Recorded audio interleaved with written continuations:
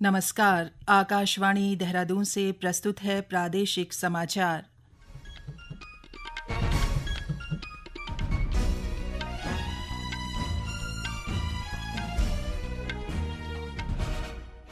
पहले मुख्य समाचार।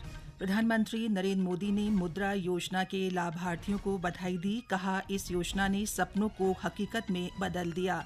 मुख्यमंत्री पुष्कर सिंह धामी ने सेतु आयोग को राज्य की गोल्डन जुबली 2050 तक का विजन डॉक्यूमेंट बनाने के निर्देश दिए। स्वास्थ्य मंत्री डॉ धन सिंह रावत ने कहा, चारधाम यात्रा के दौरान श्रद्धालुओं को बेहतर स्वास्थ्य सेवाएं उपलब्ध कराई जाएंगी। और राष्ट्रीय कृमि मुक्ति दिवस कार्यक्रम के तहत आज से प्रदेश भर में 1 से 19 वर्ष तक के 36 लाख से अधिक बच्चों को एल्बेंडाजोल खिलाई जा रही है।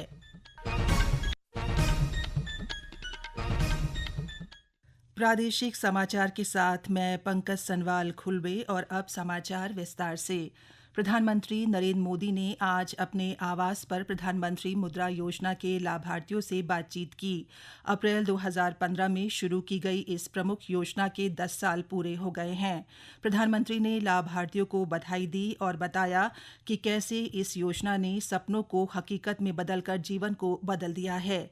उन्होंने कहा कि इस पहल ने उन लोगों को सशक्त बनाया है जिन्हें पहले नजरअंदाज किया गया था, और इस बात पर जोर दिया कि भारत के लोगों के लिए कुछ भी असंभव नहीं है। श्री मोदी ने कहा कि मुद्रा योजना अनगिनत व्यक्तियों को वित्तीय सहायता प्रदान करने और उन्हें अपने उद्यमशीलता कौशल का प्रदर्शन करने में सक्षम बनाने के लिए शुरू की गई थी। उन्होंने इस बात पर प्रकाश डाला कि इस योजना का उद्देश्य देश के युवाओं को सशक्त बनाना, उन्हें आत्मनिर्भर और आत्मविश्वासी बनाना है, ताकि वे केवल नौकरी चाहने वाले न होकर नौकरी देने वाले बन सकें। प्रधानमंत्री ने कहा कि मुद्रा ऋण लाभार्थियों से 70% से अधिक महिलाएं हैं और उनमें से लगभग आधी अनुसूचित जाति, अनुसूचित जनजाति और अन्य पिछड़ा वर्ग से हैं। उन्होंने प्रत्येक मुद्रा ऋण को गरिमा, आत्मसम्मान और अवसर का प्रतीक बताया। बातचीत के दौरान लाभार्थियों ने प्रधानमंत्री के साथ अपने उद्यमशीलता के अनुभव साझा किए। मुख्यमंत्री पुष्कर सिंह धामी ने सेतु आयोग को राज्य की गोल्डन जुबली 2050 तक का विजन डॉक्यूमेंट बनाने के निर्देश दिए हैं। उन्होंने कहा कि आगामी 25 सालों में राज्य के सामाजिक, आर्थिक और पर्यावरणीय विकास के लिए सुनियोजित योजना बनाकर उसका क्रियान्वयन किया जाए। सचिवालय में सेतु आयोग की नीतिगत निकाय की पहली बैठक में मुख्यमंत्री ने कहा कि राज्य को सशक्त और आत्मनिर्भर बनाने के लिए सेतु आयोग का महत्वपूर्ण योगदान होगा। उन्होंने कहा कि सेतु आयोग द्वारा 2 वर्ष का अल्पकालिक, 10 वर्ष का मध्यकालिक और 25 वर्ष की दीर्घकालिक योजना बनाई जाए। योजना बनाने के साथ ही उनके क्रियान्वयन और अनुश्रवण पर विशेष ध्यान दिया जाए। बैठक में सेतु आयोग के उपाध्यक्ष राजशेखर जोशी ने अब तक आयोग द्वारा किए गए और भविष्य में किए जाने वाले कार्यों की विस्तार से जानकारी दी। उन्होंने कहा कि विकसित और सशक्त उत्तराखंड की दृष्टि से राज्य की नीति कैसी होनी चाहिए, इसके लिए विभागों के साथ समन्वय कर उन नीतियों को बेहतर तरीके से क्रियान्वयन कराना सेतु आयोग का मुख्य उद्देश्य है। स्वास्थ्य मंत्री डॉ धन सिंह रावत ने कहा है कि चारधाम यात्रा के दौरान श्रद्धालुओं को बेहतर स्वास्थ्य सेवाएं उपलब्ध कराई जाएंगी। इसके लिए विभागीय अधिकारियों को यात्रा काल का ठोस रोड मैप बनाने के निर्देश दिए गए हैं। साथ ही यात्रा मार्गों पर तैनात आपातकालीन एम्बुलेंस सेवा 108 के रिस्पांस टाइम को घटाकर 15 मिनट करने के निर्देश दिए गए हैं। पेश है एक रिपोर्ट।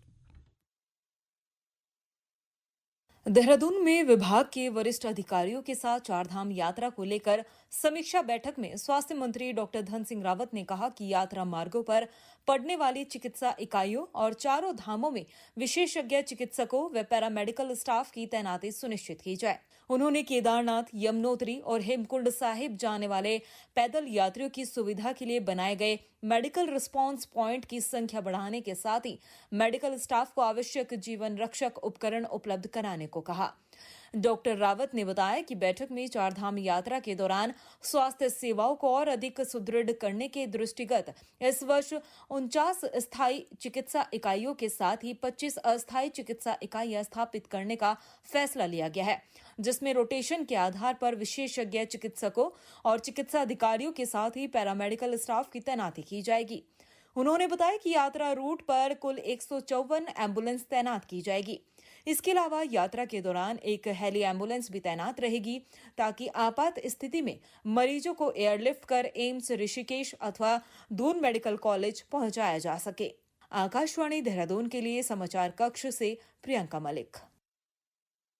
ये समाचार आकाशवाणी के देहरादून केंद्र से प्रसारित किए जा रहे हैं। ताज़ा समाचार के लिए आप हमारे सोशल मीडिया एक्स व Facebook page Akashvani news Uttarakhand को फॉलो कर सकते हैं। साथ ही ये समाचार हमारे YouTube channel Akashvani news Uttarakhand पर भी उपलब्ध हैं।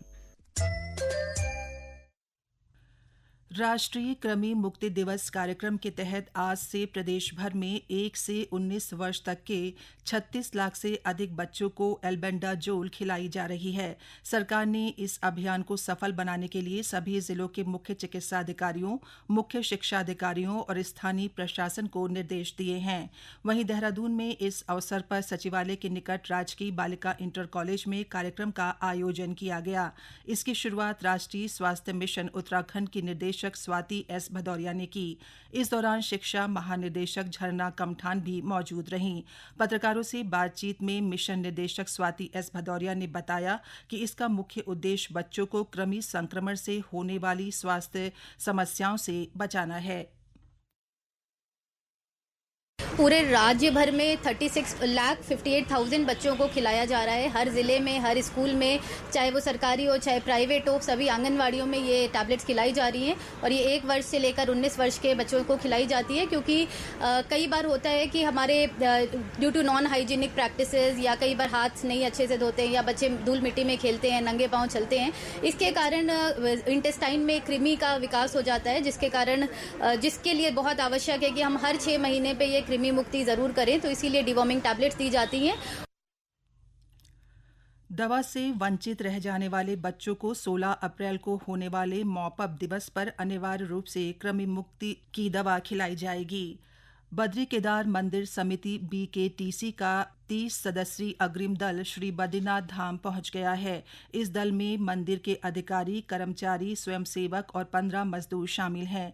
BKTC के मीडिया प्रभारी डॉक्टर हरीश गौड़ ने बताया कि मंदिर समिति का अग्रिम दल बद्रीनाथ धाम में मंदिर समिति के विश्राम गृहों, कार्यालयों, विभिन्न पूजा काउंटरों, दर्शन पंक्ति, स्वागत कार्यालय, सौंदर्यीकरण कार्य, विद्युत, पेयजल और साफ सफाई सहित मरम्मत कार्य करेगा।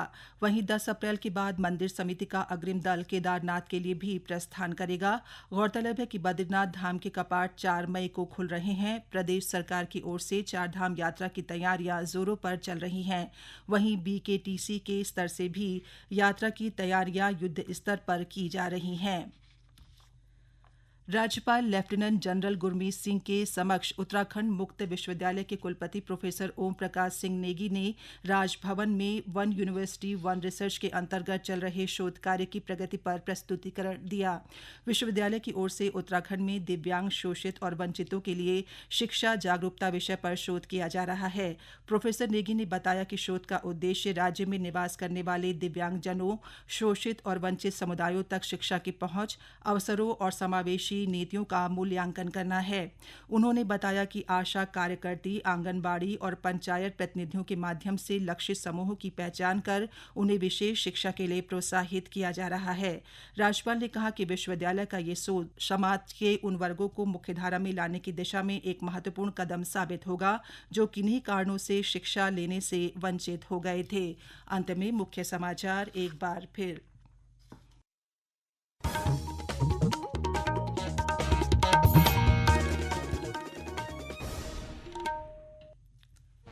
प्रधानमंत्री नरेंद्र मोदी ने मुद्रा योजना के लाभार्थियों को बधाई दी। कहा, इस योजना ने सपनों को हकीकत में बदल दिया। मुख्यमंत्री पुष्कर सिंह धामी ने सेतु आयोग को राज्य की गोल्डन जुबली 2050 तक का विजन डॉक्यूमेंट बनाने के निर्देश दिए।